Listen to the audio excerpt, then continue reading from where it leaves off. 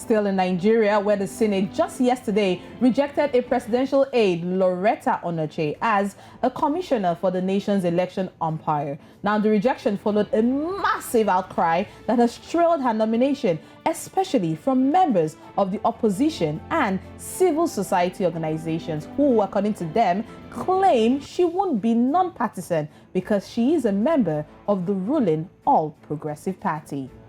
Well, the chairman of the committee, that is Kabiru Gaya, in his report said Onochie did not satisfy the provisions of the federal character principles. Therefore, the Senate and the committee of the whole subsequently voted against her nomination. And Ms. Onochie serves currently as the personal assistant to the president on new media. So you guess where the controversy continues to come from. It's a fantastic idea. The National Assembly or the Senate finally summoned the courage to do the right thing in respect of Onochie. You see, there were a whole lot of games being played there. There were instances of Onochie defending herself, saying she has resigned from APC. In the mind of the people that wrote the laws, and in normal common sense situation, it is not about being a member of a party by carrying card. It is actually about partisanship. Onochie, even if she has resigned from a party, from APC, has been deeply partisan. How do you now say someone who is so deeply partisan qualifies to be an arbiter in an electoral process? All right, you just heard that. They're talking about the rejection of Miss Onochie, Lauretta Onochie. Looking at the situation, she was nominated by the president sometime last year for this particular position. That is the commissioner of INEC. Now, what's the role of the INEC commissioner? The role of INEC, as it were, is to regulate election and electoral process that will happen in the country. And that means anybody in that committee or within that organization should be non-partisan, should not belong to any of the political parties. Now, once you belong to a political party, you're not expected to be in a committee or to be a member of INEC. But it does come as quite a surprise, because it was obvious that there will be a pushback from this. Her nomination has always been controversial, so to speak, because not only is she a member of the All Progressive ruling party, she's also in the president's, can I use the word cabal? Especially the president assistant when it comes to new media. So she's someone who's in basically lying in bed with this particular administration. So I think it's perhaps an obvious move. I'm not too surprised that she was rejected. I think everybody was just waiting and holding their breath to say, oh, what's going to happen with this one? Will she get rejected? And based on the non-partisan and partisan grounds, which in Nigeria, we know that politics is the order of the day. But Olisa, this begs the question, is she the only candidate that is best suited for that position? Are we saying we don't have other options? Is there no one else that can take that position other than Miss Lauretta Onochie? Obviously, there are people, but then again, political people or analysts will say you look towards the mood of the administration, the mood of the government, and how they tilt, where their demeanor lies, where their shoulder lies, where their sentiment lies. And it was almost like you're using your teeth and you're trying to talk to your nose. You know that this person belongs to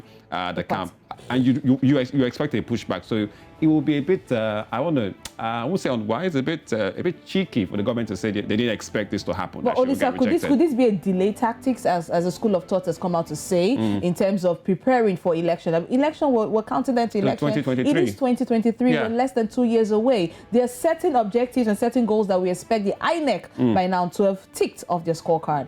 But it looks like all right, this is quite a heated topic because people are talking about it. And we have Dr. Emeka Obiariri, who's a regular on Breakfast, returning this morning to join us on this one. He's also a lawmaker and political analyst. Dr. Emeka, welcome back to Breakfast Central. Good morning to you. Thanks for having me. Good morning, Dr. Nemeka. All right, so let's go straight to it. What is your stance on the move by the upper chamber to reject the nomination of Lauretta Onochie? In fact, it's a very good steps taken by the Senate. And in fact, it's even outrageous that somebody in his right mind and right senses nominated a character like Lauretta Onochie to be one of the leaders of a supposedly independent INEC. It's an assault to our sensibility and intelligence. For anybody, in fact, I said it to those who care to listen, that whoever nominated Lauretta Onochie in the first place does not have the interest and the good of Nigeria in mind. It's a good thing that the Senate did. They listened to the voice of the people. It would have been one of the worst things that would have ever happened in the 21-year history of our 22-year history, to be precise, of our Fourth Republic. For such character to be nominated in the first place, is outrageous. Dr. Nemeka, are you going for the character or the the partisanship or the competency? Character, competency, partisanship is outrageous. It rankles the common sense. Let me tell you, the south of Nigeria, a Delta state that produced people like Ngozi Okonjo-Iweala, another illustrious lady. It's not even a gender issue. In character, competencies, rabid partisanship is outrageous. It rankles common sense for anybody to have considered nominating somebody like Lauretta Onochie to be one of the leaders at INEC. Very outrageous. It does not make common sense. All right, Dr. Nemeka. I mean, Dr. Nemeka, before Lauretta Onochie, before now, actually came out during a session. She came out and she said that she's not a member of the APC. But what really do you make out of that? Even though she has denied that she's not a member, her nomination was still rejected. What do you think is happening? I mean, is this a charade of some sort? Let me tell you, insane and reasonable countries, by now, Lauretta Onochie should have been in prisoner jumpers. On what grounds, Dr. Nemeka? That is very extreme. There is a case between him and one lawyer, Emeka. The man, he said the man defamed her, and she went to court. It is in circulation. She swore under oath in 2020, under oath.